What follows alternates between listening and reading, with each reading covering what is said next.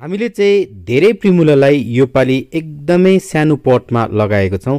तपाईले देखिरहनु भएको छ, यसलाई चाहिँ हामीले 4 इन्चीको पटमा रोपेका छौँ र 4 इन्चीको पटमा यो प्रिमुलाहरू फुल्न थालेको पनि छ। जति पनि यो प्रिमुलाहरू छन् त्यसलाई चाहिँ हामीले डिभिजन गरेर रोपेका हौँ र हामीसित धेरै रङहरूमा छ यो प्रिमुलाहरू।